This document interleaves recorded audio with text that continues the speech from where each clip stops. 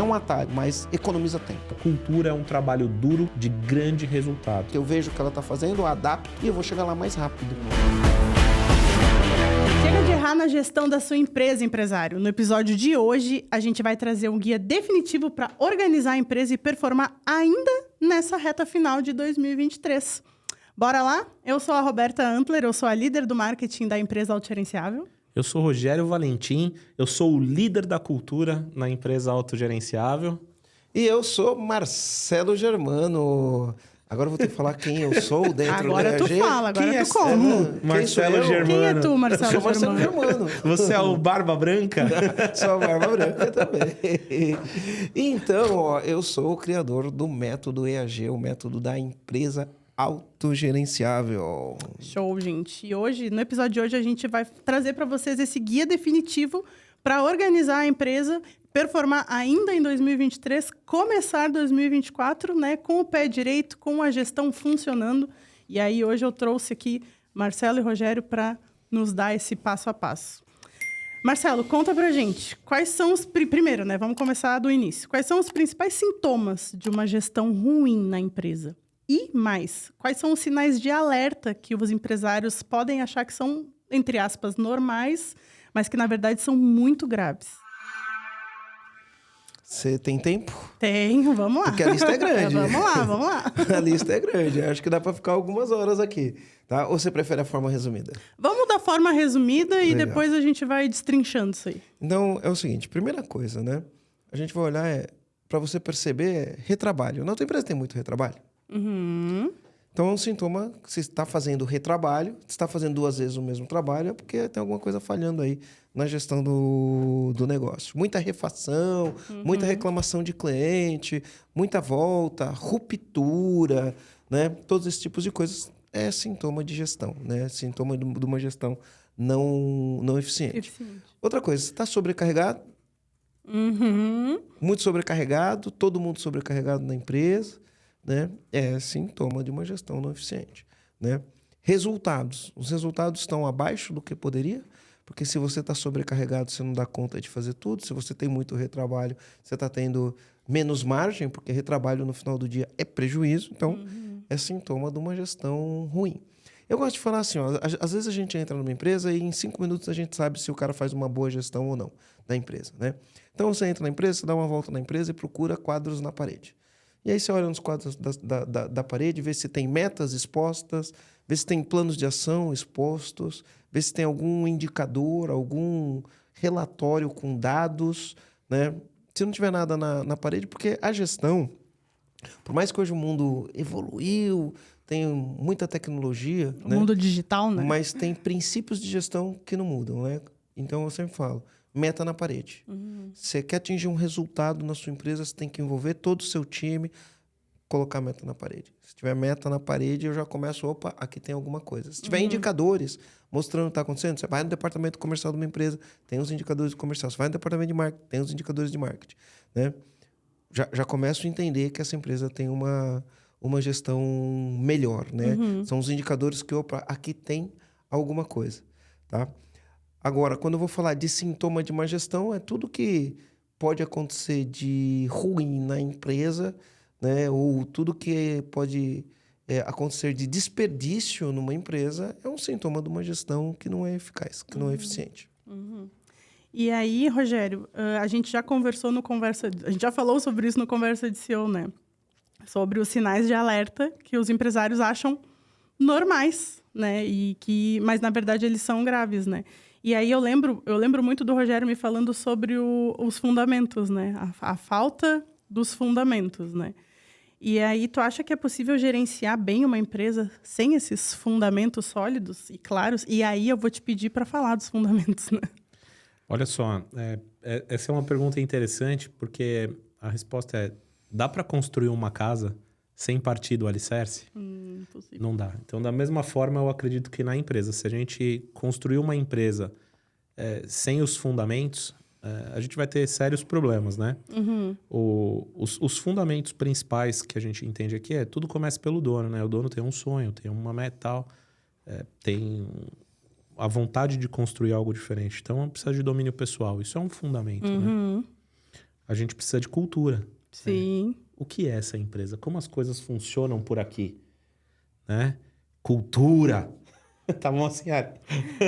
Lembrando que o Rogério é o guardião da cultura do EAG. Né? A gente tem que ter cultura forte, né? Né, Ali? Quem controla a cultura fala forte, cara. Certo? Outra coisa, né? A gente tem que ter liderança, né? A gente precisa ter boas lideranças, a gente tem que ter um hábito de liderança, a gente tem que construir liderança forte, porque o time é reflexo de uma boa liderança, né? O time que dá resultado, que funciona, é reflexo de uma boa liderança, assim como o resultado da empresa é reflexo do dono, né? A gente precisa fazer gestão, precisa entender os números, saber o que os números estão entregando, onde eles estão mostrando que a gente está. É como andar num mapa. Gestão de dados é igual olhar para o mapa, né? Para onde a gente está indo, onde a gente quer chegar. Então, a gente tem que acompanhar os números. Finanças, né? Ajuda aí, Marcelo. Como que é a regrinha? Faturamento é vaidade, lucro é sanidade, caixa é rei. E a gestão é a rainha. No final do dia, os números não mentem. E aí, como que você faz uma empresa forte, que tem liderança forte, que tem domínio pessoal, que tem uma cultura forte, se a finança não acompanha isso? Então, é uma regra. Isso daqui é como o alicerce de uma casa. Então, tudo isso em conjunto, funcionando, mantém a casa de pé por longos e longos anos. Esses dias eu li alguma coisa sobre o concreto italiano, né? O concreto italiano é um concreto duradouro, né? E mais do que... Eles foram fazer um estudo. Por que o concreto italiano é tão mais duradouro do que outros concretos no mundo? O principal, Deve ser. O principal processo não é nem o concreto em si, é como eles usam. É o fundamento do uso. Você tem lá o Panteão, ele tem uma cúpula sem a armação, né? É feito do concreto. Então, o jeito que se usa, o processo de usar o concreto faz também o concreto resistir mais às intempéries do tempo. Então, dependendo de como a gente constrói esse fundamento aqui da nossa empresa, vai determinar o quanto ela é longeva, né? Sim. O quanto ela funciona, o quanto ela vai gerar de resultado, né? O quanto ela vai deixar um legado e vai passar pelas gerações. Então, esse é um processo. Nas construções romanas, a gente tem aquele negócio redondo, assim, né?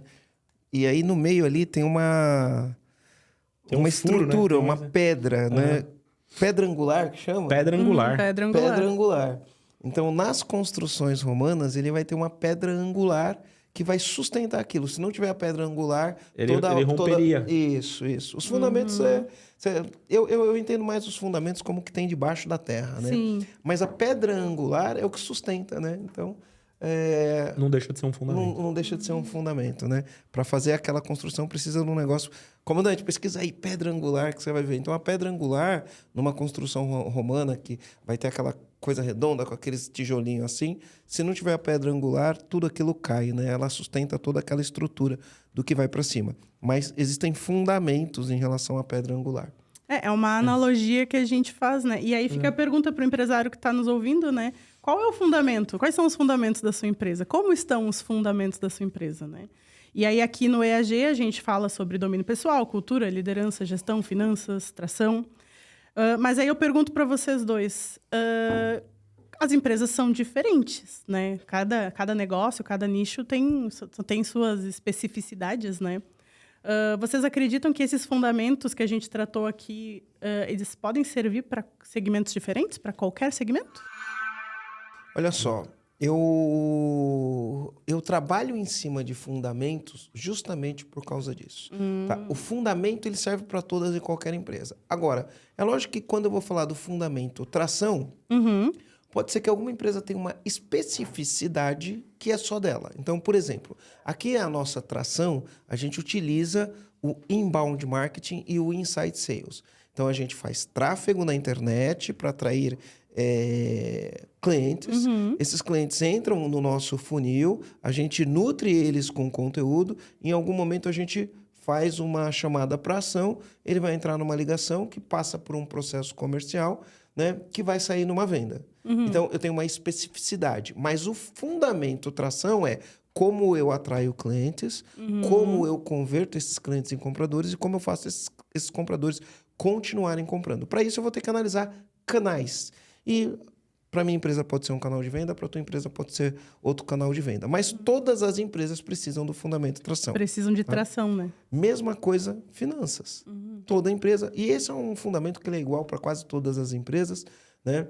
Você tem um fundamento lá de finanças e no fundamento de finanças você tem que olhar 2 coisas, né? 3 coisas: faturamento, lucro e caixa. Faturamento é vaidade, lucro é sanidade, caixa é rei. Você tem que olhar tudo que uma empresa faz, a atração que a empresa utiliza, a cultura da empresa, a liderança da empresa, a maneira como faz gestão, vai desembocar num resultado financeiro, né? E aí você tem que analisar o resultado financeiro. Aí você fala, funciona para qualquer empresa? Funciona. Gestão, funciona para qualquer empresa? Sim, funciona. Vou dar um exemplo de como a gestão funciona. O que é gestão, antes de mais nada? Gestão é você perseguir resultados, é resolver problemas e atingir resultados. É para isso que se faz gestão. Eu tenho uma empresa, toda empresa tem problema. Então, eu tenho que fazer gestão para resolver problema. Eu tenho empresa, toda empresa tem que buscar um resultado. Então, eu tenho que fazer gestão para buscar o resultado. Como que eu faço gestão? Primeira coisa, eu preciso ter processos para organizar o dia a dia. Toda empresa precisa ter processos. Tá? E outra coisa, eu preciso avaliar o que está acontecendo num processo de olhar aí o que foi executado, qual foi o resultado do que foi executado. Tá bom, mantenho. Tá ruim, o que eu vou fazer para arrumar aquilo? Arrumo. Então, olha só, independente de empresa, quando eu falo de gestão, imagina o seguinte, eu tenho rotinas de gestão, né? Eu posso ter rotinas diárias, eu posso ter rotinas semanais, eu posso ter rotinas mensais, posso ter rotinas trimestrais e rotinas anuais. O que eu quero dizer com isso? Rotinas anuais. Num momento no ano, eu paro e faço planejamento estratégico da minha empresa. Toda empresa pode ou precisa ou deveria fazer um planejamento estratégico. Já entra o ano com um plano estratégico. Independente do segmento. Vou lá e faço um plano. Né? Um planejamento estratégico, uma rotina anual. Né? Eu tenho que parar, as pessoas têm que se prepararem, tem que levar lá o orçamento, tem que analisar o que vai entregar de resultado. Reúne todo mundo junto, discute, analisa o mercado, analisa tendências, analisa produto, analisa concorrente. E aí eu faço um planejamento estratégico. Qualquer empresa pode fazer isso, independente do segmento. Né? Qualquer empresa, todas as empresas devem fazer isso. Deveriam fazer isso. Né? Isso daí é matéria obrigatória, né? Não tem na universidade, não tem as matérias que são obrigatórias? Planejamento é uma matéria obrigatória na empresa. Exatamente. Então, eu vou ter essa rotina. Eu vou ter uma rotina, por exemplo, trimestral. A cada 90 dias eu fecho o trimestre, analiso o trimestre, vejo o que aconteceu, faço os planos de ação e continuo. Eu posso ter rotinas mensais. Todo final do mês eu tenho que fazer um fechamento do mês. Quanto faturou, quanto deu de lucro, né? O que deu certo, o que deu errado, e eu posso fazer isso. E eu posso fazer isso toda semana, eu analiso o que aconteceu na última semana, e eu posso fazer diariamente, chegar lá e ter uma rotina, o gestor comercial chega no time comercial e fala, e aí, como estão os nossos follow-ups, o que a gente tem de oferta na mesa, quanto a gente tem que vender de hoje, qual o ticket médio de ontem, qual o ticket médio de hoje. São rotinas, que todas as empresas podem ter rotinas. Agora, esses dias eu estava conversando com um amigo meu, e ele falou um negócio interessante. Ele falou, ele foi visitar uma empresa nos Estados Unidos, ele estava fazendo uma consultoria, ele tem um trabalho aqui parecido com o nosso, ele foi fazer uma consultoria numa empresa lá nos Estados Unidos. E aí, disse que chegou lá, implementaram a metodologia, traçaram os processos, mapearam, criaram os planos de ação e saíram para execução.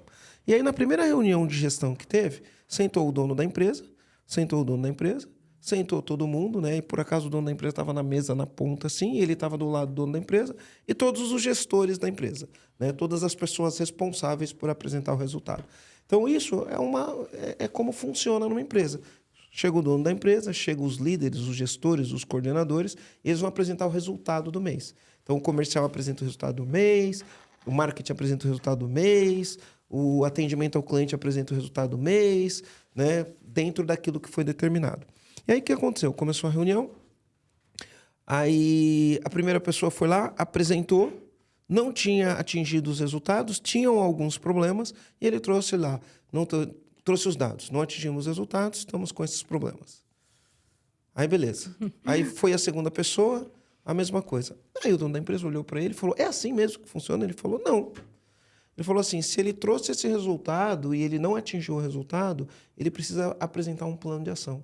O responsável por aquilo tem que apresentar um plano de ação. Então, o primeiro apresentou, não tinha plano de ação. O segundo apresentou, não tinha plano de ação. O terceiro apresentou, não tinha plano de ação. E ele virou para o dono da empresa e falou, olha, desse jeito não funciona. O dono da empresa suspendeu a reunião e falou, essa reunião está suspensa. Próxima reunião, quando vocês me trazem os dados e os planos de ação. Se vocês não me trouxerem os planos de ação, vocês vão... Acho que o nome do cara era Jeff, né? Vocês vão ver o inferno de Jeff. O Jeff's Hell. É exatamente isso. E aí, a partir daquele dia, todas as reuniões, as pessoas apresentam os dados, se não atingir os números, elas apresentam os planos de ação para conseguir o resultado. Toda empresa pode fazer isso. Então, é um fundamento que funciona para todo mundo. Né? Agora, para o dono da empresa ter esse posicionamento, ele precisa ter uma liderança forte, ele precisa controlar as emoções dele, ele precisa saber dosar as emoções, tem que ter domínio pessoal para dosar as emoções, para liderar essas pessoas. Quando ele faz isso, ele cria uma cultura. Qual que é a cultura? De olhar para o resultado. Cultura de resultado. Se atingir o resultado, comemora. Se não atingir o resultado, plano de ação para atingir o resultado. Então, os fundamentos funcionam para qualquer empresa. Então, todo empresário pode olhar para a empresa dele e falar, opa, isso serve para mim. Não importa se eu venda pastel, se eu tenho uma borracharia. E a gente fala assim, eu não estou falando de maneira pejorativa, né? Eu falo de pastel porque tinha um pastel lá que a gente gostava lá na nossa terra, lá em São Paulo. Tinha uma rede de pastel, o cara começou com o negócio e ele criou uma rede de pastel, né? Inclusive tinha o pastel de Bertioga, né? Para quem é de Bertioga sabe o que eu estou falando. Para quem vai para o litoral de São Paulo sabe o que a gente está falando. Rogério fez cara de saudade aqui. Não, era um pastelzão como, grande, nossa. assim, ó, sempre lotado o negócio do pastel. E depois virou rede. Eu não sei como que tá hoje. Faz muito tempo, 12 anos que eu tô em Floripa, né? Nunca mais fui pra Bertioga. Mas Mas tinha é uma muito rede. Inclusive, triste em São quando... Bernardo tinha pastel, até antes da pandemia Tinha pastel do trevo, né? né? Chamava. Então, isso serve para isso, né? E aí, quando a gente fala de borracharia, né? Você tem redes aí de auto center, né? Que são borracharia. Não tô falando nem de maneira, né? Mas isso serve para todos. Por que essas empresas chegam nesse patamar e nesse nível? Né? Porque tem fundamento. Não, e do pequeno ao grande ele pode acabar fechando se ele não tiver esses fundamentos fortes, né? Não, e para completar aqui o que o Marcelo falou, né? Qual que é a diferença de uma pequena empresa e da grande, né? Independente do segmento, né? A grande empresa é a pequena empresa que fez a coisa certa. Fez a coisa que fez certa, gestão exatamente. certa, que executou as coisas da forma certa. Então, Mas aí eu quero ouvir do Marcelo, que já aquele que foi o criador do método, né? O método do EAG, ele é baseado nesses pilares que a gente está falando, né? Domínio pessoal, cultura, liderança, gestão, finanças e tração, né?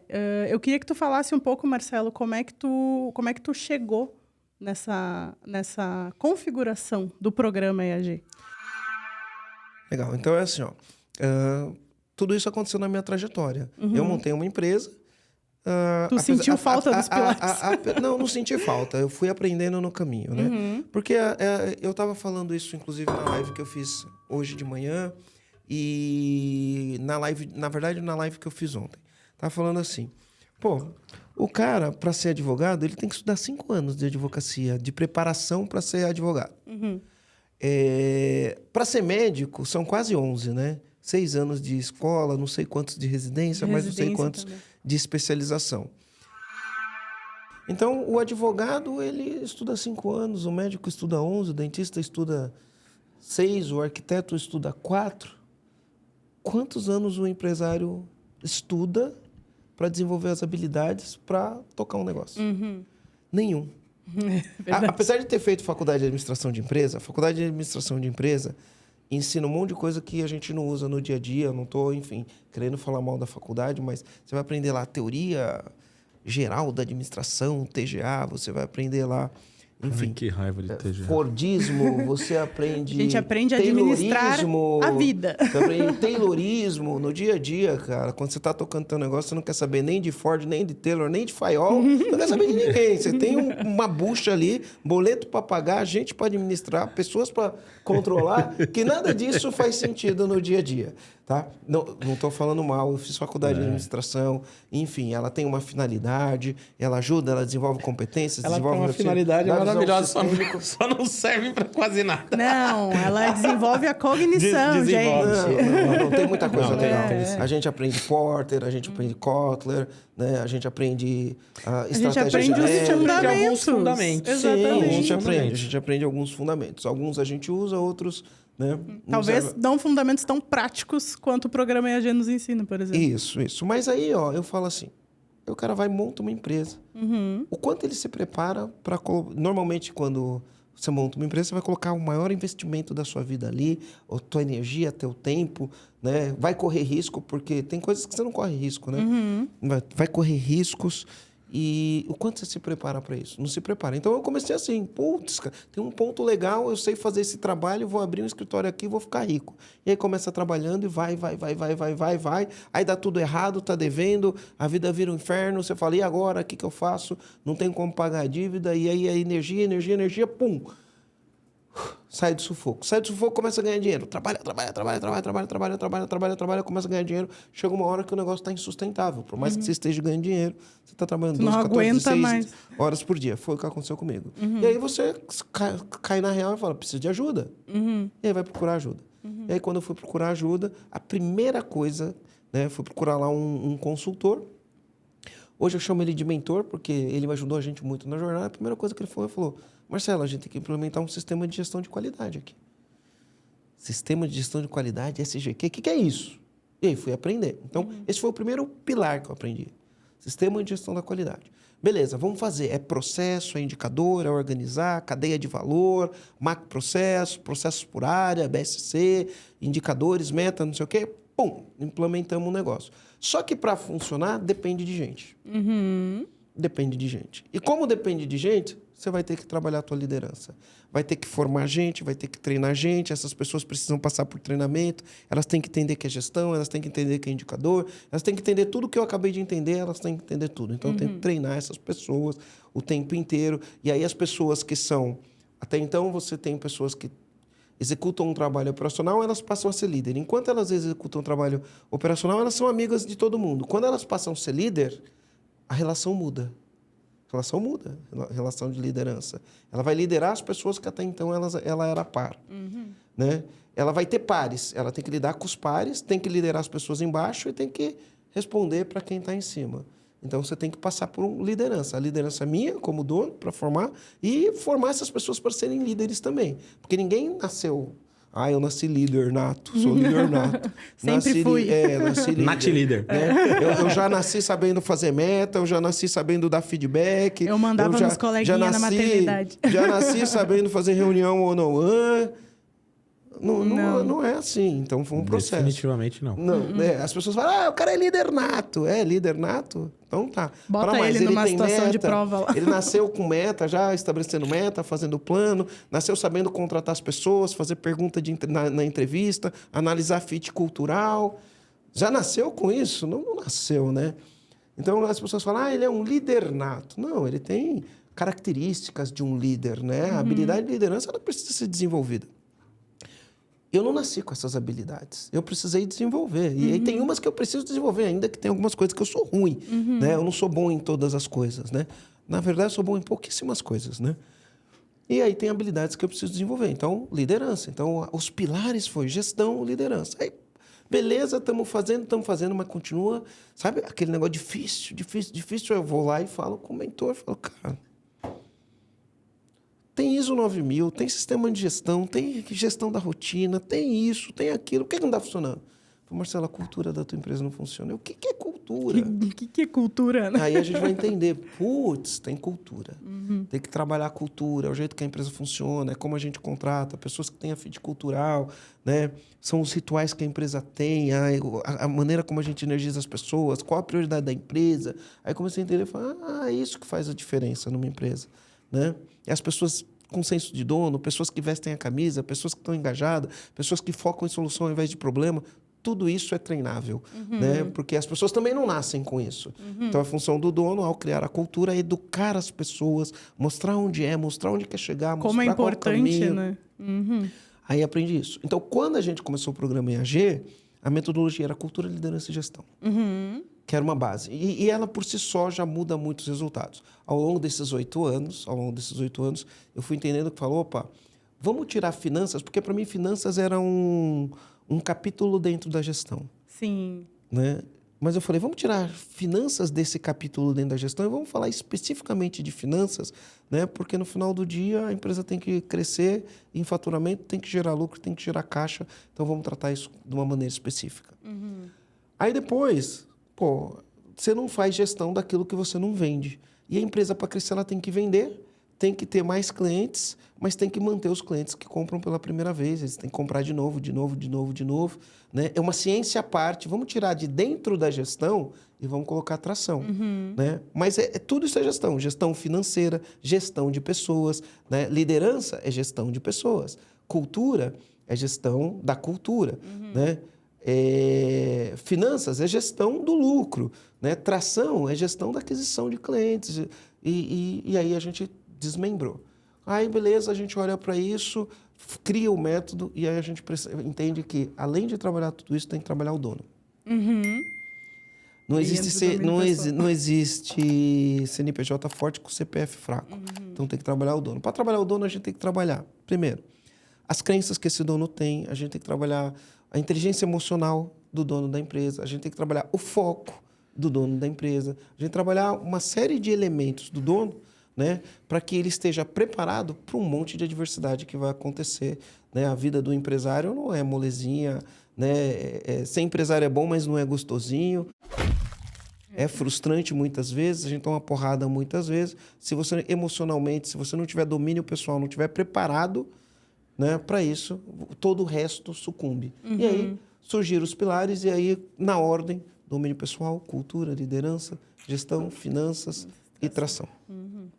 E é legal ver como isso forma, né, a rotina do empresário, né? É como o Marcelo disse agora, não tem como ser empresário e não ter que passar por todos esses pilares, né? E aí eu pergunto para o Rogério como é que tudo isso funciona na prática, né? Porque o EAG já tirou, né, milhares de empresas do caos através desse método que o Marcelo desenvolveu, né? Então, eu queria, Rogério, que tu explicasse para a nossa audiência como é que funciona, né, dos 6 pilares que a gente falou, né? Domínio pessoal, cultura, liderança, gestão, finanças e tração. Tu podia falar um pouquinho de cada um, que é para quem está nos ouvindo entender? Tem quanto tempo? Tem quantas horas de podcast? É um pouquinho só. É um pouquinho. O Pocão está dentro do programa EAG. O Pocão está dentro do programa. O Pocão está aqui no link. Ó, comandante, empresário que está nos ouvindo, então, clica no link. Eu vou falar aqui do meu ponto de vista. Coisas que aconteceram comigo em termos práticos e resumidos aqui do que eu vivi na minha carreira. Quando a gente fala de domínio pessoal, né? Então, uma das coisas mais importantes que eu fiz de domínio pessoal, saber aquilo que eu sou bom, aquilo que eu sou ruim, focar no que eu sou bom para dar mais resultado, que é um pouco diferente da cultura, assim, em geral, né? A gente não é bom de matemática, obrigam a gente a estudar matemática até tudo, né? Então, isso é uma coisa que eu aprendi. A gente faz aula particular de matemática, faz recuperação de matemática, faz reforço de matemática. Porque precisa, aí, né? Mas era bom de matemática, tá? Não, eu dei um exemplo aqui. Eu não sou especialmente bom de matemática, mas eu gosto de matemática, eu uso a meu favor. Não, o Rogério aqui, gente, ele faz contas absurdas de cabeça, né? Mas o que eu quero dizer com isso? A gente tem que identificar no que a gente é bom de fazer. O Marcelo disse antes, né? Eu sou bom, como é que é? Eu não sou bom. Eu não sou bom em um monte de coisas. Mas nas poucas que ele é bom, ele é muito bom. É isso aí. Aí o que eu aprendi? A gente tem que encontrar em volta da gente as pessoas que nos complementam. Eu não sou muito bom em sonhar com um negócio que vai... Eu tenho os meus sonhos, mas imaginar um negócio... Olha, se a gente fizer tal coisa, isso daqui pode ser muito bom. Isso é a praia do Marcelo. É o cara que sonha, que inventa um negócio. Então, a gente tá próximo de alguém que complementa a gente. Isso é domínio pessoal. Se você admite o que você não sabe e procura o outro para te complementar, isso faz parte do domínio pessoal. E uma coisa muito importante que eu sempre gostei na minha vida. Eu sempre fiz processos de coaching. A gente fez vários, assim... Mas o processo de coach é como uma terapia para você entender como dominar melhor a tua vida no processo da empresa. Focado na tua vida profissional. Né? E terapia, né, meu? Tem que fazer terapia, né? Antes tem que se tratar. Né? Tem que se tratar o tempo todo, né? Quando para, eu não paro. Não, terapia a gente não para. Eu acho legal demais fazer terapia. Bom, e interessante isso que tu falou, Rogério, que não necessariamente a pessoa que te complementa seja um sócio. No caso de vocês dois, vocês são sócios, né? Mas a galera que trabalha junto, aqui a gente tem que procurar a galera que complementa a gente. Exatamente, porque pro comandante, pro empresário que está nos ouvindo, às vezes é o time de liderança que eles têm disponível com eles, as pessoas que eles contratam, as pessoas que eles escolhem para justamente tapar essas lacunas que eles identificam neles mesmos. Certo, aqui- mas no aqui meu tem uma caso coisa- em especial, eu não faria nada sem sócio. Eu não montaria uma empresa só minha. Eu tenho uma coisa na minha cabeça, eu não faria, porque eu só acredito em coisas em equipe. Não dá pra você ser bom em um monte de coisa sozinho. Então, logo, não dá pra você fazer sem equipe, eu não faria um negócio sem sócio. Mas aí é um ponto de vista meu, é um negócio meu, né? É simples, né? Analisa quem fez coisa grande sem ter sócio, né? Você vai ter muito mais pessoas que fizeram grandes coisas, todos eles tinham sócio. Não posso falar todos, porque eu acho que toda unanimidade é burra. Pode Sim, aparecer alguém aí sim. para me desmentir, Exatamente. né? Mas normalmente as pessoas vão ter. Podem até começar sozinhos, mas no momento que vai crescendo, a gente vai, como diz o Rogério, aglutinando pessoas, né? E aí, Ó, Rogério, deixa eu domínio falar pessoal? uma coisa aqui de domínio pessoal, tá? Uma das principais ferramentas para um empresário é o autoconhecimento, tá? Precisa trabalhar esse autoconhecimento. E uma coisa que a gente aprende é o seguinte: todo mundo vai ter picos e vales. Todo mundo vai ter pico que vai estar na euforia, tudo dando certo, e vai ter vale que as coisas vão estar dando errado, né? E quando a gente tem o autoconhecimento, quando a gente exerce isso, a gente vai aprender algumas coisas. Como, por exemplo, né, a gente entende que os fatos acontecem por si só. E a gente não controla os fatos, tá? Mas tem coisas que a gente controla. E o domínio pessoal está ligado a gente colocar o nosso poder naquilo que depende daquilo que a gente vai fazer. Porque eu controlo aquilo que eu faço. Então, eu controlo se eu vou me alimentar bem, eu controlo se eu vou fazer exercícios, eu controlo se eu vou gerenciar minha energia para poder produzir mais, eu controlo se eu vou chegar no escritório e vou olhar no olho das pessoas e vou sorrir para as pessoas, eu controlo se eu vou chegar e vou fazer uma reunião motivacional, eu controlo se eu vou fazer bons planos, eu controlo se eu vou fazer bons processos, eu controlo se eu vou dar feedback para as pessoas, eu controlo se eu vou buscar as parcerias que eu preciso, eu controlo uma série de coisas. E aquilo que eu controlo e que eu coloco o meu foco, que eu coloco o meu esforço, é o que vai dar resultado. Então, o domínio pessoal está ligado às coisas que a gente controla. Por quê? É o estoicismo, né? É o estoicismo. Por quê? Porque tem um monte de coisa que a gente não controla. A gente não controla a crise, a gente não controla quem vai ser o presidente, a gente não controla a taxa de juros, a gente não controla o concorrente que não faz nota fiscal, que compra no contrabando, o concorrente que faz guerra de preço. A gente não controla nada disso, está tudo fora do nosso controle. E não adianta sofrer por algo que tu não tem Que controle. não controla, isso. E aí, Rogério, falou de domínio pessoal. Agora Aí. vamos falar de cultura? Cultura, isso é uma paixão. Cultura, gente, olha, cultura é muito diferente do que só criar e escrever um manual da cultura, né? Cultura é um processo trabalhoso. Mas eu tô para falar aqui, não sei se o Marcelo vai concordar comigo, mas é o trabalho que mais dá resultado, de fato, né? Se a gente monta uma empresa e a gente pensa que a empresa tem que dar resultado, o resultado tá... Grande parte dele é associado à cultura. Qual é o jeitão que as coisas funcionam por aqui? E quando a gente perguntar para um par, sabe quando o pessoal de base entra e chega assim, e aí, Roberto, como as coisas funcionam por aqui? E se eu pudesse ser um mosquitinho e ouvisse a Roberta falando e ela descrever exatamente o que eu sonhei para minha empresa, é nessa hora que a cultura da empresa está realmente funcionando. Dá trabalho para chegar nisso, mas esse é um trabalho inteligente, né? Nas imersões a gente fala muito, né? Trabalho burro e trabalho duro, tal. Cultura é um trabalho duro de grande resultado. E ela resume as coisas como elas funcionam por aqui. Então tem todo um passo a passo para a gente fazer uma implementação longa, árdua e que nunca vai acabar. Você acaba de implementar, mas você nunca pode deixar de cuidar nem por um segundo. A cultura tu sempre alimenta ela, né? O tempo todo. E a gente isso no programa EAG a gente fala bastante, né? Nesse Sim. passo a passo de como criar uma cultura forte, né? Comandante, você quer melhorar a gestão da sua empresa, eu tenho um convite para te fazer.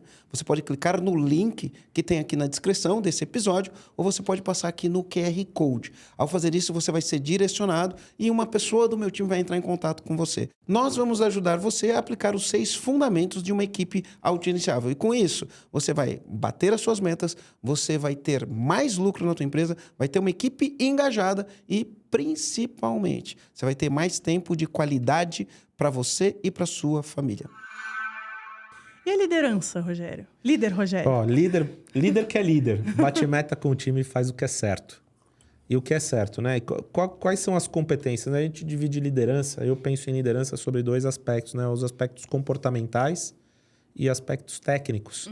Sempre que eu vejo assim, os erros que eu cometi como líder, eu tinha conhecimento técnico e faltava conhecimento comportamental. Então, fiz treinamentos buscando as habilidades comportamentais para complementar o meu conhecimento técnico. E eu sempre sonhei em mandar na... Põe um pi aí, né? Eu sempre sonhei em mandar na p toda. Então, eu me desenvolvi para ser líder. E o que fez a diferença é o comportamento, não foi realmente o técnico. E qual é o erro que eu vejo a gente cometer? A gente é empresário, eu me coloco junto com os empresários. Os maiores erros que a gente comete é transformar um grande técnico num líder ruim. Num líder ruim. Então, a gente tem que tomar muito cuidado com isso. Né? Em geral, para fazer um resumo aqui. Quer complementar com alguma coisa aqui, Marcelo? Eu quero. Então, manda ver. Tá. As pessoas confundem um pouquinho a questão da liderança. E as pessoas, quando é líder, elas querem ser bem vistas. Né? É isso aí. E liderança não é sobre ser bem visto.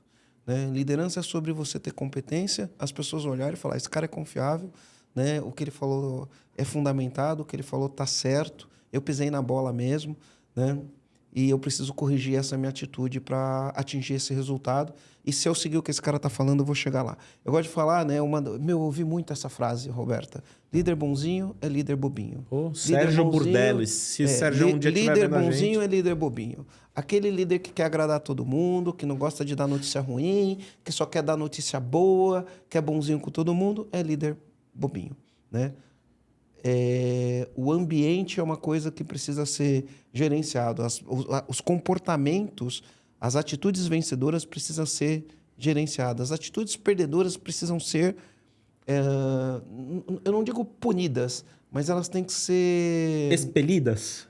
Não Mitigadas. expelidas. Não, elas precisam ser... Reduzidas? Não reduzidas. Evitadas, não é essa a palavra, né? Você tem que fazer com que não haja espaço para atitudes perdedoras dentro da empresa. Né? Então, às vezes, para fazer isso, não dá para ser bonzinho. Repelidas? Não é essa palavra que eu queria usar. Ai, que raiva, eu queria achar a palavra. Daqui a pouco vem. E isso também não quer dizer que você tem que ser um líder autoritário, que tem que ser um líder... Malvado. Você tem que ser um líder justo. Né? Você tem que ser um líder justo. É o equilíbrio, né? As coisas boas precisam ser reconhecidas, as atitudes vencedoras precisam ser incentivadas e motivadas, e as atitudes que não funcionam na sua empresa, elas precisam ser... Tem que lidar com essas atitudes para evitar que elas aconteçam. Elas têm que ser evitadas. Não, na verdade, não precisa ser uma coisa, tipo, malvada. Mas ela tem que ser evitada. Então, é uma conversa de estômago que tu aprende a ter. Eu até conversei hoje com o pessoal aqui, falei, quanto mais feedback e conversa de estômago, é uma coisa que tu desenvolve. Quanto mais tu tem, mais confortável tu fica na hora de ter essas conversas. Mas falar é fácil, né? Fazer é um aprendizado. Exatamente. E uma coisa interessante, né? Que quando a gente fala isso, a pessoa olha e fala, putz, ele falou, tem razão, né? Mas o fato da pessoa ouvir isso não quer dizer que ela aprendeu.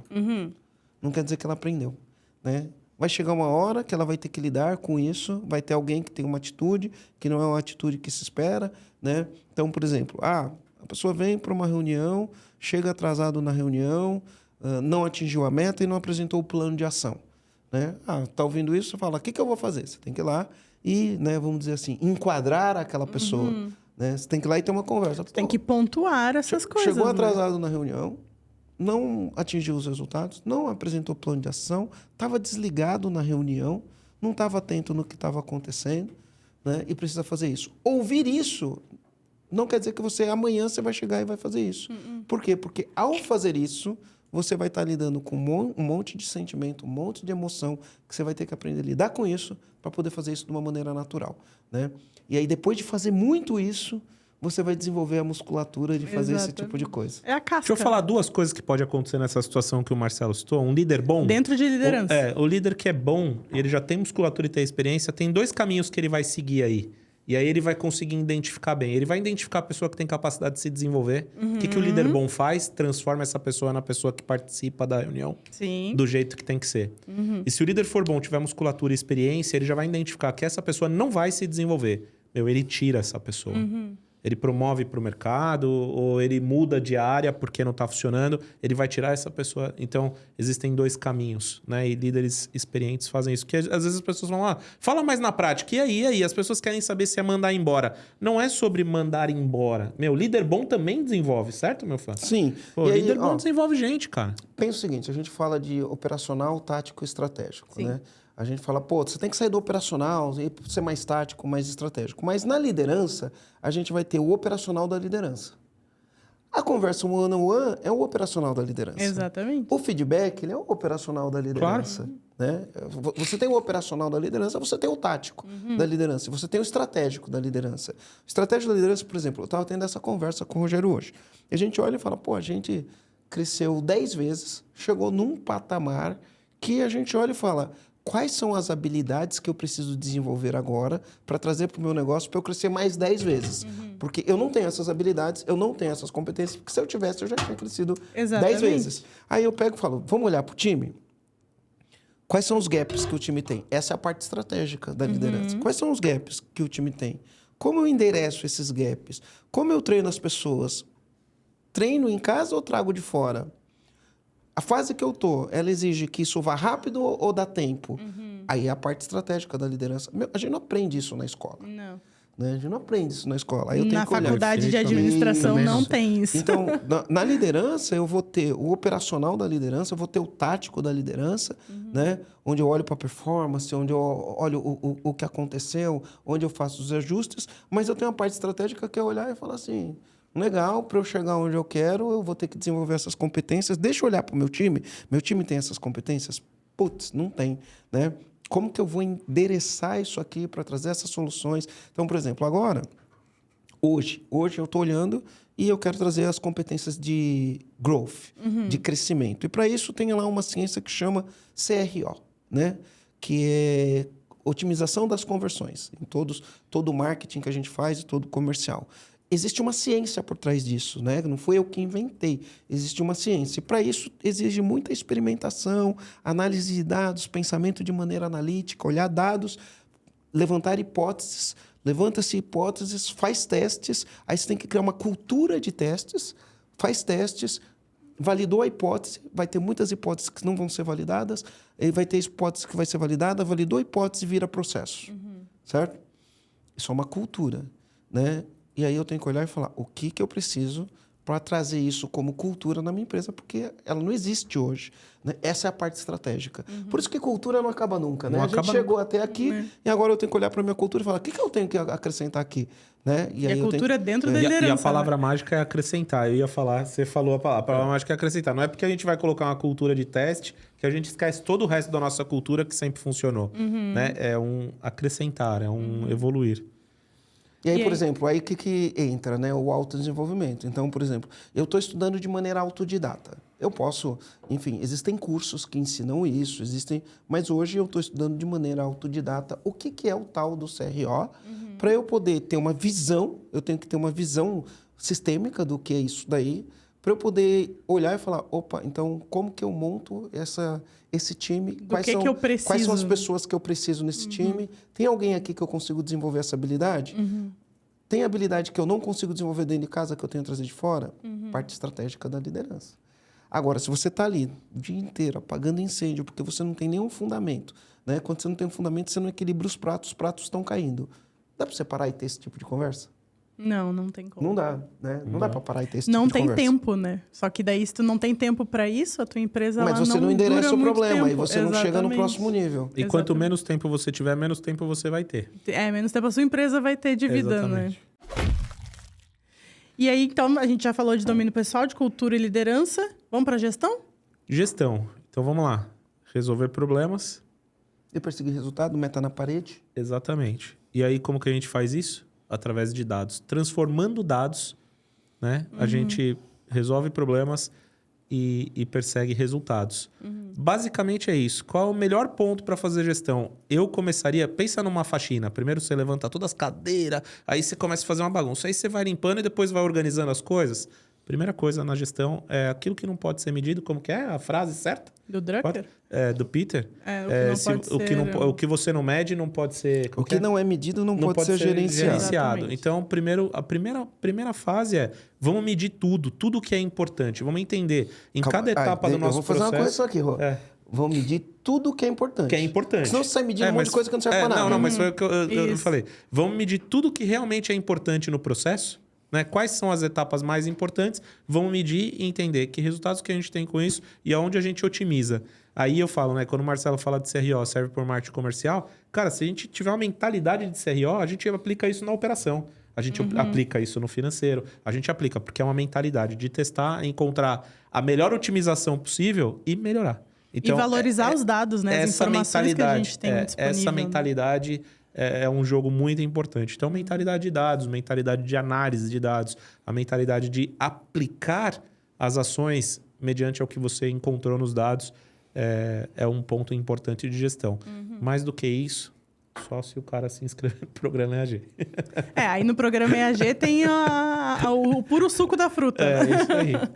E aí, Rogério, me fala de finanças e tração. Aí, finanças, né? Volta na historinha, né? Faturamento é vaidade, lucro é sanidade, caixa é rei. Então, quais são os pontos mais importantes de finanças? Às vezes eu vejo as pessoas falando, mas eu não quero aprender, ser um mega investidor e tal.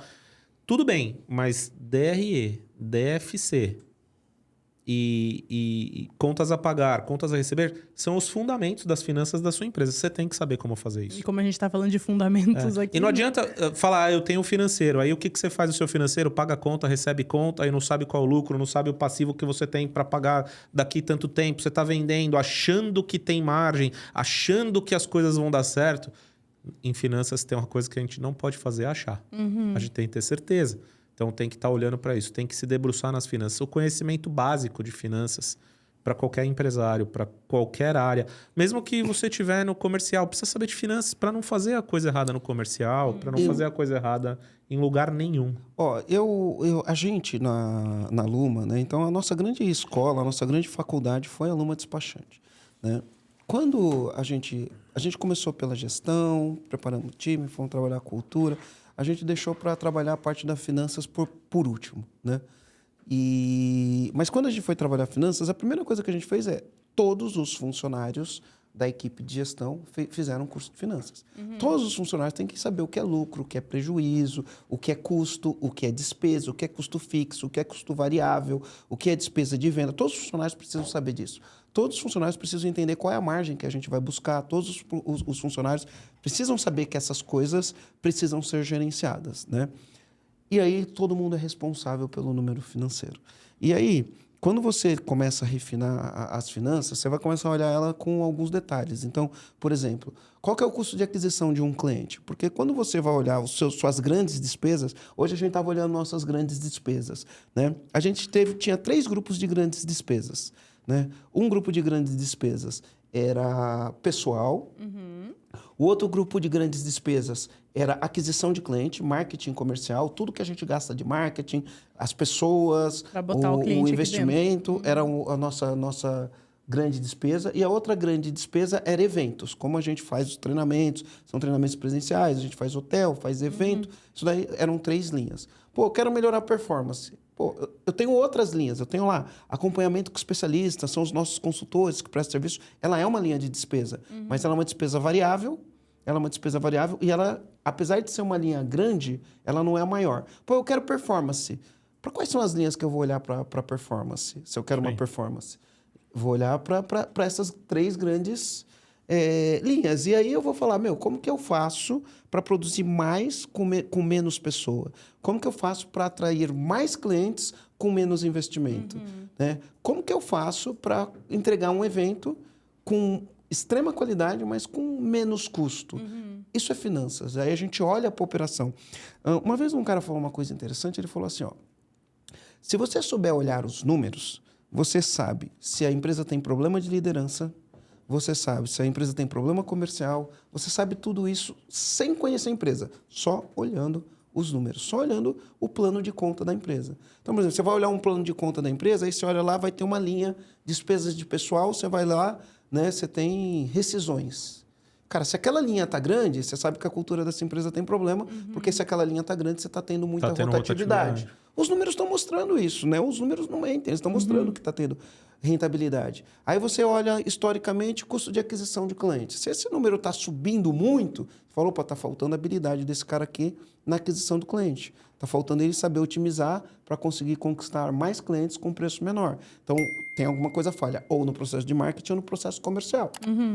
E tem que ser em conjunto, né? Porque às vezes essa linha subiu, só que a linha de venda subiu igual. Sim. Então, você não está tendo um aumento da despesa, né? Ela é uma despesa proporcional. Aí você vai analisando os conjuntos. Agora, como que é a história da boquinha do jacaré, né? Subiu a despesa de marketing, caiu o processo de venda. Opa! A despesa subiu mais do que a receita. Abre a boca do jacaré e você vai olhar. Então, a finanças, né, é um nível...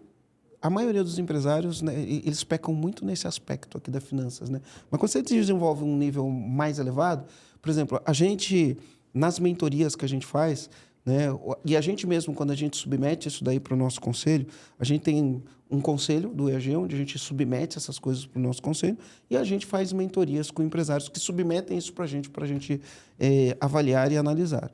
Então, quando o cara está num nível elevado, que ele mostra os dados financeiros, fica fácil você... Porque mais do que simplesmente falar, faz isso, faz aquilo, fica fácil você... Não fica fácil, né? Porque esse trabalho não é um trabalho fácil. Ele é um trabalho duro, né? Mas você sabe exatamente, fala, cara, é aqui que tem que mexer. Às vezes pode chegar um empresário e falar, mas aqui eu não queria mexer nisso. Cara, vamos ser pragmático? Ou você mexe aí, ou você não vai trazer Vamos fazer o que a gente precisa fazer? Isso. E aí, isso daí funciona para qualquer empresa, para qualquer tipo de empresa. Então, os números não é só olhar a primeira linha e a última linha. Deixa eu abrir esse plano de conta. Deixa eu ver quais foram os investimentos. Deixa eu ver o que aconteceu aqui, né? Vamos lá. Abre o ponto de contas. Quando a gente pensa em estratégia, né? Então, a gente tem uma matriz estratégica que a gente vai ter lá em cima, né? Finanças, depois vem clientes, que é o BSC. Depois vem processos, né? E embaixo vem aprendizagem e equipe. O que vai sustentar toda a estratégia de uma empresa é as competências que você vai desenvolver na sua organização através das pessoas. São as pessoas que levam a empresa para o resultado. Para isso, você precisa treinar e capacitar as pessoas.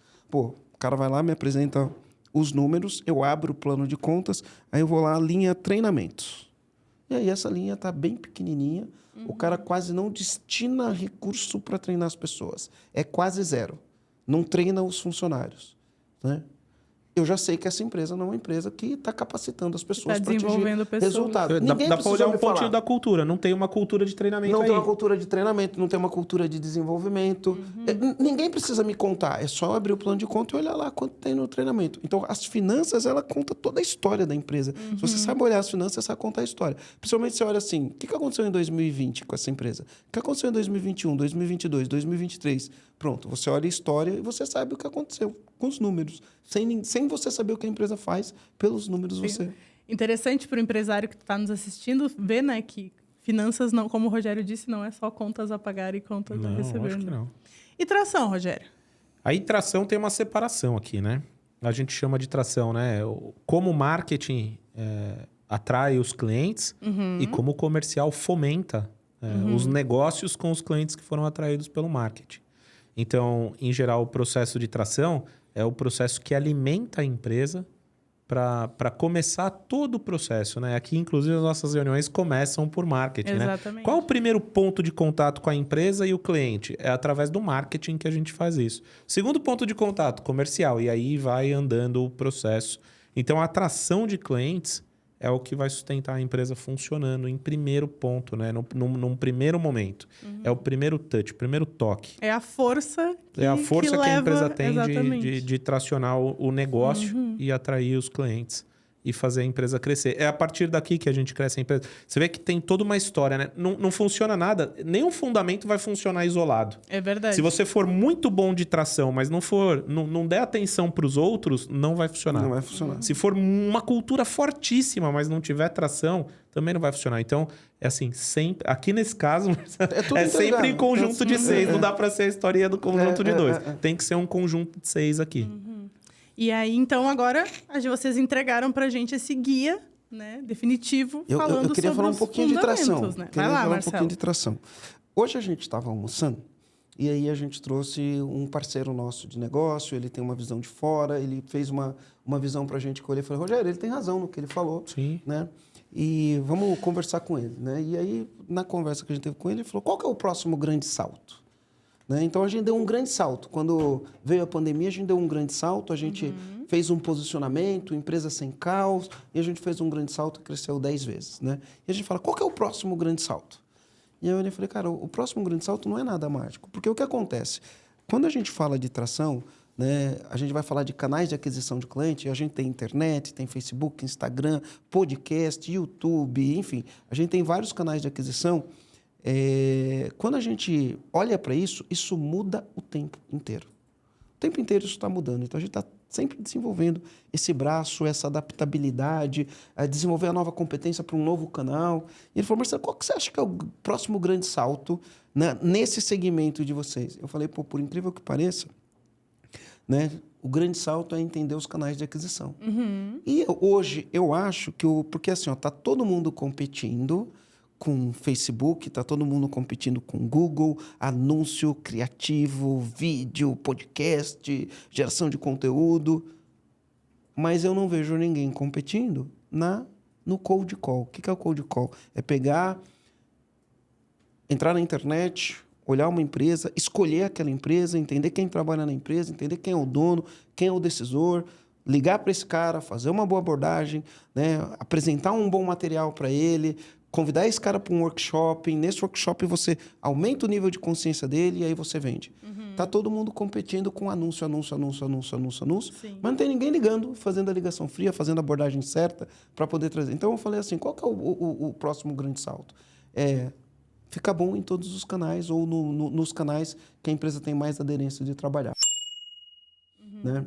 E aí é uma coisa que não termina. Porque uma hora que, por exemplo, o canal, uma hora, ele não é que ele satura, mas a briga fica acirrada. Então, você muda, traz mais um canal. E vai todo mundo para um, traz né? mais um e canal. todos os outros ficam de lado, né? Hoje eu entendo que tem muita empresa negligenciando o canal Cold Call e está esperando que o digital faça os milagres. A mágica. Como aí o Marcelo diz, não existe bala de prata. Não tem bala de prata, tem trabalho duro.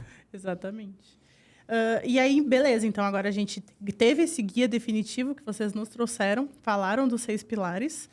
E aí, agora, para o empresário que está nos ouvindo, como é que ele sabe que ele precisa, que ele está nesse momento, que ele precisa desenvolver os fundamentos da empresa dele ou que ele já está com os fundamentos desenvolvidos? Tem como fazer um diagnóstico? Ou como é que o empresário que está nos ouvindo pode identificar o cenário atual da empresa dele e os pontos de melhoria dos fundamentos mesmo, né? Porque a gente precisa resolver a base antes de qualquer coisa. Isso aí. Você fez a pergunta meio que dando uma resposta aí já, né? Tem várias formas, né? De se fazer um diagnóstico disso, né? O primeiro, eu chamaria assim, é um exame de consciência, né?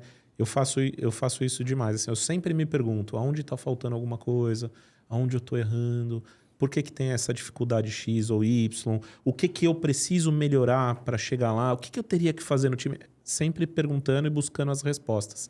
Dependendo das respostas que você estiver encontrando, você sabe onde você tem os problemas. E tem formas profissionais de se fazerem diagnósticos. Tem várias formas, né, de se fazer diagnóstico. Aqui no EAG, por exemplo, a gente fez um desenvolvimento.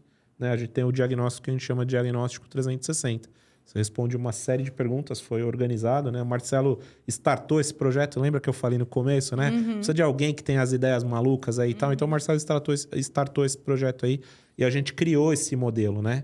E eu não tô falando só porque é nosso, não. É muito legal. É muito lindo. Eu tenho até um na mão aqui, mas acho que o pessoal vai pôr na tela, certo, produção? A gente fez um modelo onde você responde uma série de perguntas, né? Vai estar na tela aí, passando. O que você acha que o pessoal conhece mais assim como processo de assessment? O DISC? Eu acho que tem vários processos de... Na linguagem corporativa, a gente chama de assessment, né? Que são diagnósticos, são testes que você faz. Então, você tem teste de perfil comportamental, tem um que é muito conhecido que é o DISC, tem MBTI, tem pontos fortes, tem sabotadores, você tem testes pessoais, perfil psicológico, enfim, você tem vários testes. Mas o DISC é um bem disseminado, né? É bem disseminado o DISC. Então, pensa num DISC, ó. O comandante que conhece o DISC, que é um processo de diagnóstico, o modelo que a gente criou é algo parecido com o modelo DISC. Você responde uma série de perguntas Mediante as perguntas que você recebeu, a gente usa um pouquinho de inteligência artificial ali no meio e a gente consegue dizer para você em que ponto da sua empresa você está, onde está o maior problema, O nível de caos, o nível né? de caos. E a gente gera até aqui, como um presente, quais são os principais planos de ação que a gente identifica para aquele nível de caos ali. Então, é diagnóstico, né? O nosso diagnóstico ele visa os 6 pilares, né? Existem Exatamente. outros diagnósticos que você pode aprofundar depois, Claro. né? Mas a gente tem aqui um que ele dá uma geralzão e o legal é que ele dá o seguinte, de acordo com as respostas, você vai saber, opa, qual é a minha nota, né? Tipo, né? Qual é a minha nota? É tipo um boletim de escola, né? Qual é a minha nota nisso? E por que eu tirei essa nota e qual que é o plano de ação para eu melhorar essa nota. Né? Então, o legal de um diagnóstico é isso. Ele te já mostra, dá o plano de ação, isso, né? ele te mostra onde você está e ele te dá o plano de ação. Foi o que a gente fez aqui, utilizando inteligência artificial, utilizando dados. Né? O conhecimento do Isso. próprio EAG, né? Produção, a gente consegue botar o link do diagnóstico aqui na descrição para Dá os para colocar empresários. no QR Code, dá para deixar na descrição do A vídeo. gente vai aparecer aqui, gente, em algum lugar na tela, aqui na descrição. Quem quiser fazer, o empresário que quiser fazer, saber onde está, em que nível de caos está a sua empresa, né? Entender melhor as dificuldades, enfim, o que a Entender empresa o que precisa melhor. atacar numa Exatamente. ordem, né? A gente usa o diagnóstico aqui. Me completa aí, Marcelo. A gente usa o diagnóstico, inclusive, se assemelhando a uma matriz de prioridades aqui, né? Qual é o índice que está dando o pior problema que você tem? Então, a gente pode começar atacando por ali. Exatamente. Né? E, gente, é gratuito, então aproveitem, façam, porque é muito importante a gente saber onde a gente está na nossa empresa, né? Entender o que está acontecendo. E aí, beleza. Então, o comandante aí, o empresário que está nos ouvindo, vai estar fazendo o diagnóstico agora. Enquanto ele nos ouve, ele já está fazendo. E aí, beleza. Aí vai chegar ali para ele alguns pontos que ele precisa trabalhar. Como é que ele vai elencar essas prioridades da gestão de empresa, seguindo os nossos fundamentos? Como é que funciona? Olha, em geral, o que a gente sempre fez, né? A gente sempre foi para os bancos da academia. Sempre, estudando muito, né? Aí o advento da internet, há 10 anos atrás, a internet ainda não era assim, do jeito que é hoje, tão completinha. Então a gente buscava muito o banco da academia, buscava informação na internet, mas a gente nunca deixou de buscar ajuda externa. De várias formas a gente buscou ajuda externa. Foi muito custoso para nós, né, Marcelo? Pô, quantas coisas a gente já fez. A gente ia para a faculdade, trazia um professor, contratava consultoria e fazia benchmarking. Eu ia falar o benchmark. Implementação. E a gente batia a cabeça e errava. Tudo isso a gente fez. Sempre buscando ajuda externa, né? Na mentoria a gente encontrou muito conforto. Né? A gente acertou muito mais com mentores. Porque a mentoria é uma coisa bem personalizada. Exatamente. E com acompanhamento, né? Sempre acompanhamento. A gente sempre teve acompanhamento externo. Isso ajudou muito. Pessoas que passaram pelos mesmos problemas que a gente estavam ali com a gente orientando, ó, aqui é o caminho, ó, a gente já errou aqui, a gente já fez isso e tal, ó, o caminho é aqui. E enxergar coisas que a gente não enxerga só pelo fato de estar de fora. A ajuda externa ela vai ajudar no seguinte parâmetro de prioridade. Você tem lá, você joga na mesa, quando você vai fazer um plano de ação, quando você faz um diagnóstico, você joga na mesa e você fala, nossa, tem 1, 2, 3, 4, 5, 6, 7, 8 coisas para eu fazer. E as chances são que você fica perdido com tanta coisa para fazer. Você fala, por onde eu começo? Essa é a pergunta. Por onde eu começo? Né? E para a gente priorizar por onde eu começo, muitas vezes o que a gente precisa é alguém de fora fazendo as perguntas certas para a gente. Né? A gente tem matrizes de priorização? Sim, tem vários tipos de matrizes para você priorizar o que precisa fazer. Por exemplo, tem uma matriz que chama GUT, gravidade, urgência e tendência. Então, eu olho para o cenário da empresa, se o cenário da empresa não está bom, está precisando de uma reviravolta, eu vou olhar o quão grave é isso aqui, qual que é a urgência de eu implementar isso daí e qual que é a tendência, se eu não implementar, qual que é a tendência. Né? Então, eu uso uma matriz, dou nota para cada ponto, e aí aquele ponto que for mais alto, eu vou olhar ali e vou falar, cara, eu vou fazer isso aqui porque esse aqui é o mais grave. Tá? Agora, se for para aproveitar uma oportunidade, ou várias oportunidades, porque o tempo inteiro tem oportunidade, eu posso usar um outro tipo de matriz. E eu posso usar uma matriz que é uma matriz de esforço versus impacto. Então, tem coisas que têm um esforço menor, tipo, você consegue implementar rápido, você gasta pouco dinheiro para implementar e ela tem um impacto alto. Então, você vai escolher fazer as coisas que têm menos esforço, né? Que são mais rápidas e que têm um impacto maior na sua empresa. E aí, as coisas que exigem um investimento maior, exigem um esforço maior, você vai deixar para depois. E aí, a gente usa matrizes de priorização. Então, quando você olha ali, você fala assim, Marcelo, por onde eu começo na minha empresa? Eu estou fraco em tudo isso daí, né? Então, vamos analisar. Qual que é o teu cenário? É grave? É urgente? Então, vamos atacar o que é urgente. Não, o teu cenário está estável, você está ganhando dinheiro, você só quer melhorar a tua eficiência ou você quer se preparar para o próximo nível. Então, vamos analisar esforço versus impacto? Vamos começar. Por que o esforço versus impacto? Por causa das vitórias. Né? Quando você faz um negócio que exige menos esforço e gera mais impacto, você tem uma vitória. Essa vitória gera energia para o time. Essa vitória gera conquista, gera momento. Então, eu vou priorizar por isso. Isso gera atração também. Né? Isso gera atração. Então, eu vou priorizar por isso. Mas, dependendo da gravidade do negócio, aí eu vou fazer aquilo pela gravidade. Porque que é aquilo preciso. ali. Isso. E aí, eu sei que aqui no EAG nós temos também pessoas que são especializadas, né, em fazer essa orientação mais focada. Rogério, tu pode falar um pouco para o empresário que está nos ouvindo sobre quem são essas pessoas que podem ajudar ele? Então, aqui a gente tem um processo, né? Eu acho que, inclusive, eu podia dizer que é um diferencial da gente, né? Como a gente sempre acreditou, em ajuda externa, e a gente também identificou qual era o melhor tipo, não o melhor tipo, né? É difícil falar melhor ou pior, mas a ajuda externa que mais deu resultado pra gente, e era um processo que a gente criou, o processo de especialista. Então, aqui, dentro do programa, a gente tem o processo dos especialistas, que são especialistas formados na metodologia do EAG, entendendo como funcionam os pilares, como que a gente aplica tudo isso que a gente explicou aqui. Estudaram profundamente os fundamentos. Né? Exatamente. E podem ajudar. Nesse processo da jornada do programa EAG, o especialista é um especialista, ele conhece profundamente, ele sabe como eleger, por onde começar, como se ataca cada problema, trazer as pequenas vitórias e comemorar as pequenas vitórias, avançando, né? Porque é um processo, a gente tem que avançar, né? Igual jogar videogame, você vai passando de fase. E cada fase que você passa, você tá mais preparado para a próxima fase. Sim. Então, tem bastante esforço empenhado. E essa ajuda externa reduz o tempo. Eu seria leviano se eu dissesse quanto reduz, mas eu diria que reduz muito. Muitas coisas que a gente fez depois de pensar assim, caramba, ficamos um ano tentando fazer isso, e agora que a gente fez isso em 3 meses, meu. Porra, reduziu em 70% o tempo. Então, investir dinheiro... Uma vez um mentor que a gente contratou falou isso. Às vezes, para economizar dinheiro, a gente tem que investir dinheiro. Né? E eu diria um pouco melhor essa frase, meu. Se você quiser economizar dinheiro, você tem que investir dinheiro. É uma condição sine qua non. Eu gosto da analogia do personal trainer, né? Que a gente faz aqui. Exatamente. Né? É igualzinho. Cara, hoje mesmo, cara, se não tivesse personal, não tinha ido treinar. Olha. Não tinha ido. Mas ele não treina pra gente. Exatamente. Ele não treina pra gente. Mas ele te ensina a treinar direito. Mas ele te ensina a treinar direito. Ele tá ali te dando uma força na hora que você tá pensando em desistir. Então, esse é o ponto da ajuda externa que para mim gera muito valor. Gera muito valor. A economia de tempo. Comandante, tempo não dá para comprar. Se desse para comprar um pouco mais de tempo, mas seria aqui mais no fácil. EAG a gente te ensina a poupar. A gente ensina... O que dá para fazer é poupar tempo. Exatamente. Mas no final do dia é uma decisão, né? É isso aí. No final do dia é uma decisão. Você vai tomar a decisão de...